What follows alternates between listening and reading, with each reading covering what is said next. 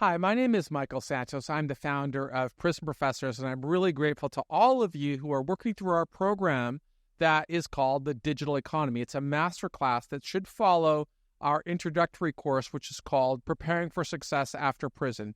I was in prison for 26 years. Some of the people that are new to the lessons that can just pick up at any time should know that with this Digital Economy class, we're trying to get people to really develop a better understanding or fluency with things like cryptocurrency, decentralized finance, altcoins, and all the different ways that you could use these tools to help you develop an income stream. Sometimes it's not so easy to find a job or to integrate with society after a prolonged period of time in prison, especially if you don't have knowledge about how the economy has changed.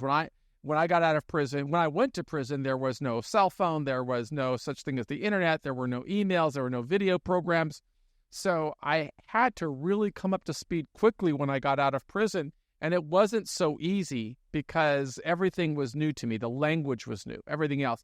That's why I'm so grateful to people who helped me bring these courses into prison, especially my collaborator, Ryan Salem. He's been incredibly helpful to us as a volunteer with the Prison Professors Charitable Group. He's been teaching me about the digital economy, and then thanks to sponsorship that we've also received from whitecollaradvice.com and from the Righting Wrongs law firm, we've been able to produce this content not only to try and help people in prison, but also to show them. Because I always say that there are two promises I make to anybody who goes through my courses. One of them is that I'll never lie to anyone. Two is that I will never ask anyone to do anything that I didn't do. And that's why each lesson shows how I am using the digital economy to kind of prepare myself for success or prepare myself for the future. It's the same way I did it while I was in prison, and I've been out of prison now for a little over 10 years, but I'm still using all of these tools and strategies and techniques to overcome the challenges of being a formerly incarcerated person. It's why I recommend that other people do the same. So I'm going to start reading lesson number 23 right now, which are on exchanges, because we want you to have at least a basic understanding of all of these different ways that the digital economy is going to change your life. Then we'll transition into my personal investments in the digital economy, and I'll give a little bit more analysis on depending on what comes to mind as we're working through this. So lesson number 23 is on exchanges. There are many reasons why cryptocurrencies have risen in value and popularity over the years. As described in an earlier lesson, my collaborator, Ryan, learned about cryptocurrencies when he was still in high school back in 2011. Now, in that era, people didn't know very much about cryptocurrency because it was a new concept. Acquiring the asset was very difficult. People didn't understand the obscure new asset class or how to acquire it. Understanding the digital economy or preparing for success after prison requires a person to anticipate changes in the world to come. And for that reason, in this lesson, we'll offer an overview of how the asset class has matured from the early years.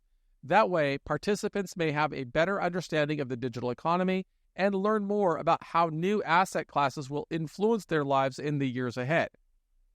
So, in the early days, pre-2012 to around 2012, peer-to-peer transactions were conducted very differently from today.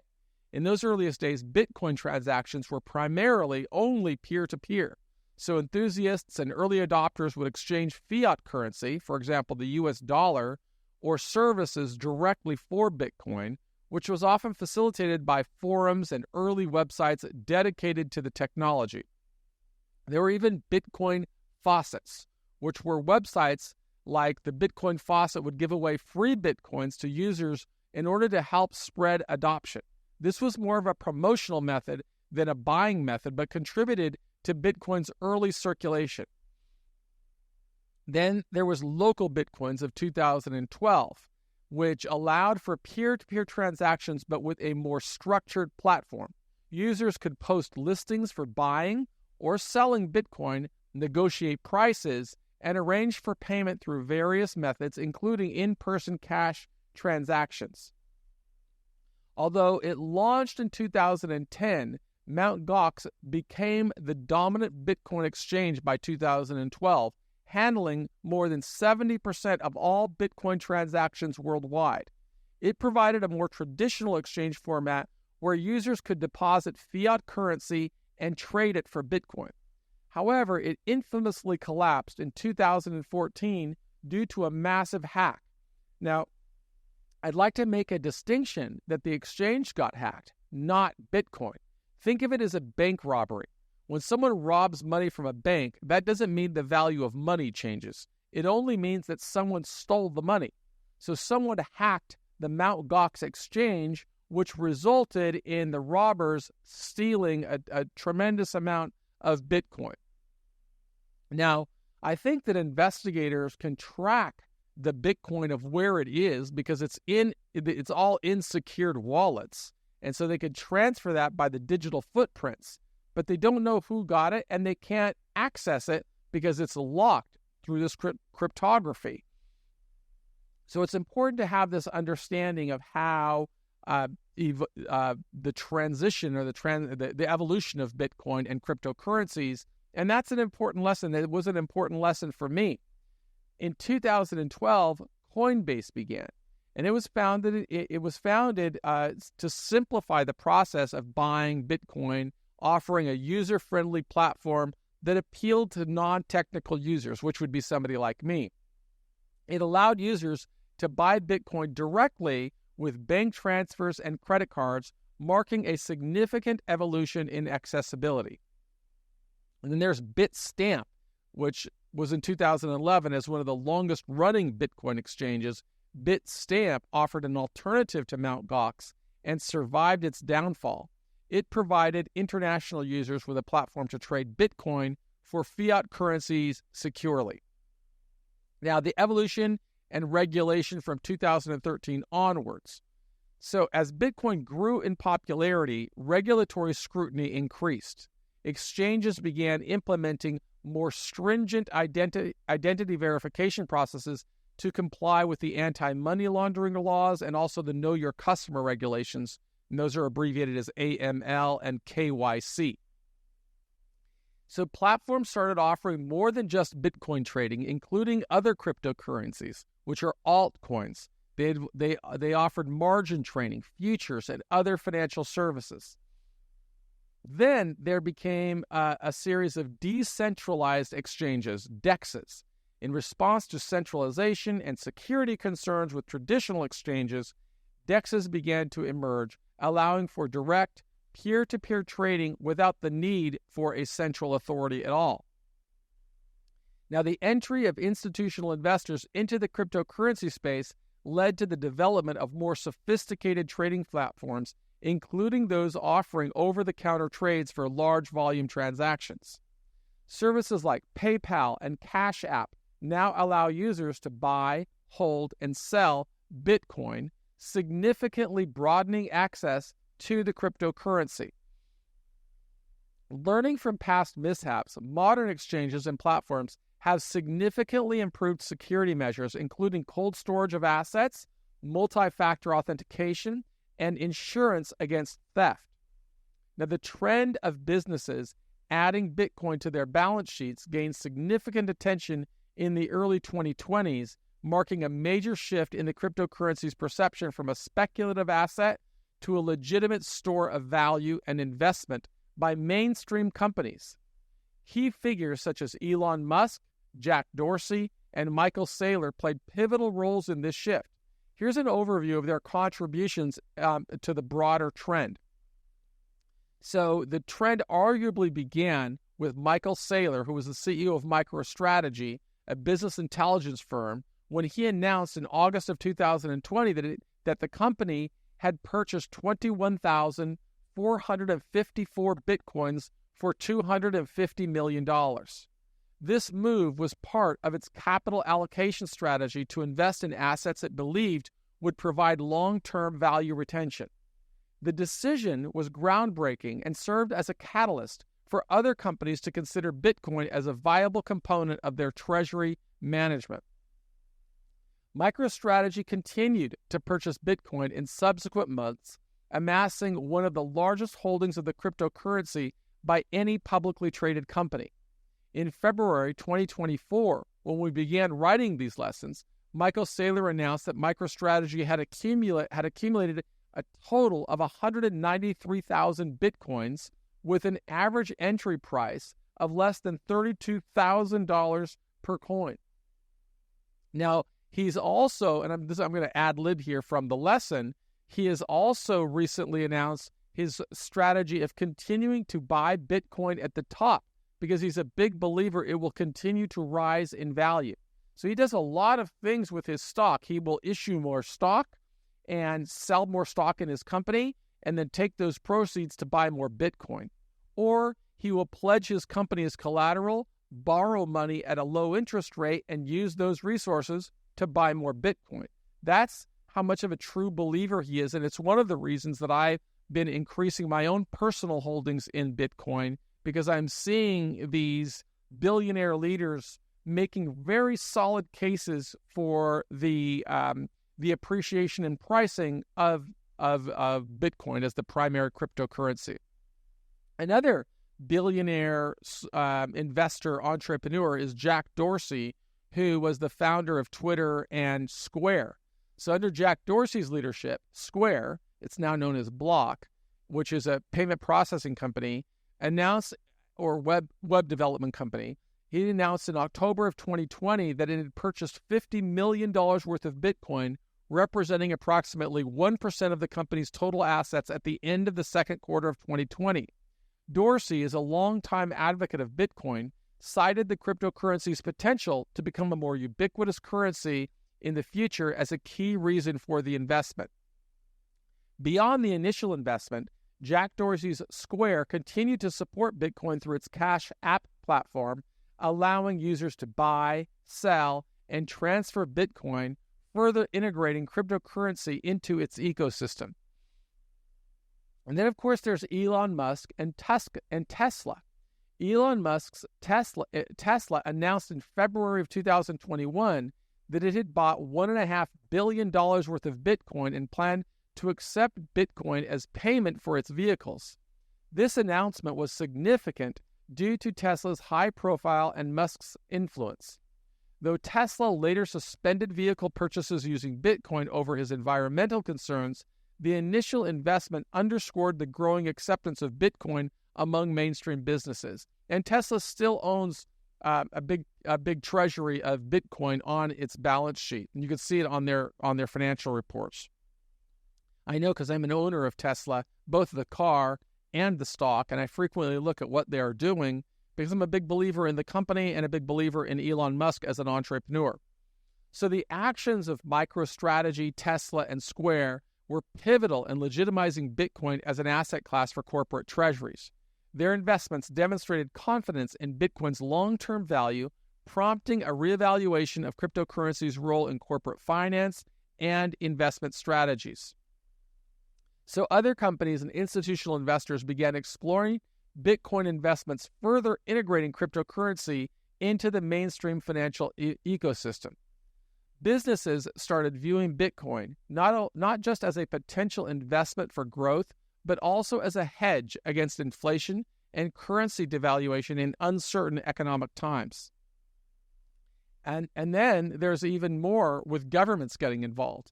The government of El Salvador became the first country to adopt Bitcoin as legal tender in June 2021. The government announced plans to buy Bitcoin directly and has followed through with several purchases to hold in its treasury. This move is part of a broader strategy to leverage Bitcoin for economic growth, financial inclusion, and to reduce reliance on the U.S. dollar. And these developments have been part of a broader trend towards digital currency adoption and recognition of its potential to provide financial security and diversification. The journey from 2012 to the present day reflects the maturation of the Bitcoin ecosystem from a niche interest to a globally recognized financial asset. This evolution has been marked by technological advancements, regulatory changes, and the increasing integration of Bitcoin into mainstream financial services. I think I saw a news program or read a report that the president of El Salvador had made a commitment to acquiring one Bitcoin every single day, even though it made its big thing, but it also had a rather innovative approach of gaining citizenship to El Salvador. Anybody could purchase citizenship from El Salvador with Bitcoin. I don't know the quantity of Bitcoins, but that people could become a citizen just by simply either buying citizenship with Bitcoin or maybe storing Bitcoin in some vault down there in El Salvador. So it's really interesting to see how governments and corporations and businesses are adopting this cryptocurrency. But it's also, as an investor, it's very important for me to look at this because I'm seeing the reasons why I think this asset will appreciate in value significantly in the years to come. Because even if businesses decided to put 1% or 3% of their cash balance into Bitcoin, or if all insurance companies and retirement funds and state pension boards and governments put a percentage into Bitcoin, the price is going to go up because it's a finite asset. There's only ever going to be 21 million coins in existence. And currently there's about 19 million have been mined. But of those 19 million, several million coins have been lost because people forgot their cryptocurrency keys or whatever. So there's very few Bitcoins relative to the number of people who want Bitcoin. And in addition to that, the supply continues to shrink. In fact, right now they're mining about 900 Bitcoin a day. I'm filming this on March 7th at 7 in the morning, 2024. And next month, the halving event, which we covered in lesson 3 or 4 of this digital course, is going to take place, which will further shrink the supply to only 450 Bitcoins a day. But institutions are currently swallowing up 9,000 plus Bitcoins every day. And that's really what's driving the price. Not only institutions, but retail investors like me who are saying, wow, I want to get ahead of this now. And you can see that even from the time I began purchasing on January 31st, 2024, I've wrote this lesson on February the 27th. And at that time, Bitcoin was trading at $57,229. So my total investment back then was was $192,202.76 for 4 Bitcoins. And had a total value, though, only 28 days later, of $228,918, which represented a gain of $36,715 in less than a month. So it was a pretty significant gain on my investment. So $200,000, 10% would have been only almost 20 grand. I mean, this has already brought in more than a 15% gain in 1 month. So you can see how people who become aware of this asset class and figure out ways to invest in an appreciating asset, an asset that's growing in value, can increase their own personal net worth. And you could look, as I like to do, is share current prices, and you'll see that today it's trading at $67,000 a coin. You know, these other coins, Ether is trading at $38.10. Solana is trading at $146 a coin. Dogecoin's now $15 or 1.15, so it's 15.5 cents. XRP is now trading at 62 cents. ADA, Link. So you see these coins are really volatile and growing in value. And my own assets have been growing in value with them because I've as I said, I don't ask anybody to do anything I didn't do, and I show you how it's growing in value over time. Of course, I've increased my position significantly from the 4 coins to now have Ether, XRP, Shiba, Link, different allocations in various coins because I'm learning. And as I learn, I want to show you that this is a strategy that I learned while I was in prison. First, do your due diligence. I'm not a financial advisor. I would never tell anybody what to do. But I also say, I'll never ask you to do anything that I'm not doing. I'm learning. I'm researching. And then once I research, I said, okay, I'm going to try to build businesses around this. I'm going to try to use this to advance our advocacy programs and help introduce changes to the criminal justice system. Personally, what I'd like to see are programs that include work release programs for people in prison, or furloughs that people can work toward. I want to see incentives that will, incentivize people to continue learning. And that's why we need your help. We want you to memorialize and document the different ways that you are working to prepare for a law-abiding, contributing life upon release. And one way of doing this is just demonstrating that you're pushing yourself. You're pushing yourself to do more than the prison system is asking you to do. So, that's why I ask these critical thinking questions. Such as this one, how would you say that investments from MicroStrategy, Tesla, and Square influence the perception of Bitcoin in the broader market and among other potential institutional investors? So, there's no right answer or wrong answer, but let us know your thoughts.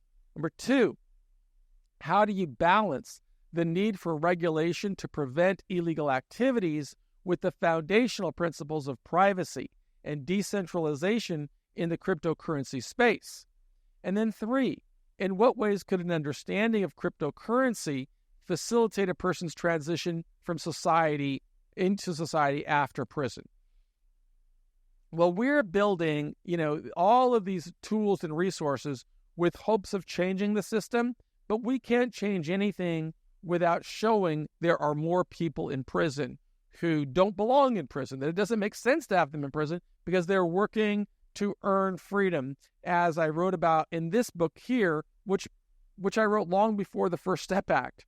I wrote about it, this concept of providing incentives. We want to see more of that, and we need to have more people working to demonstrate their commitment to living as law-abiding, contributing citizens. And if you want to participate in that initiative and memorialize your journey, you can do so on the platform we've built called prisonprofessorstalent.com. All you have to do is send us an email to interns@prisonprofessorstalent.com. In the subject line, make sure that you write Digital Economy Course. If you want to send it through the regular mail, please do so. Just send it to Prison Professors, care of Digital Economy Course, at 32565 Golden Lantern Suite B, 1026 in Dana Point, California. That's 92629. I hope that you have access to the Adovo tablet. We collaborate with Adovo, a tablet provider, and provide these courses. And if you do, hopefully you'll be able to just give your responses right through Adovo, and our team will be able to take them and start building your profile. You can, of course, have your family visit prisonprofessors.com and get information from there as well. We're big believers in the importance of changing lives of people in prison. As I said, I was in prison for 26 years, and it's like a ministry for me to want to change people's lives. So I encourage you to continue using our courses and memorializing the different ways that you're preparing for success. I encourage you to build your profile. I want you to also know that I couldn't have done this without support from my collaborator, Ryan Salem. And the same thing goes without the sponsorship from whitecollaradvice.com and the writingwrongslawfirm.com. All of us are aligned in this effort to want to change the system for the better and help more people in prison emerge with their dignity intact as law-abiding, contributing citizens. So I'm on the behalf of our entire team at Prison Professors, including my collaborator, Ryan Salem. My name is Michael Santos. I just want to thank you for being a part of our community. I want you to know I believe in you. Keep working.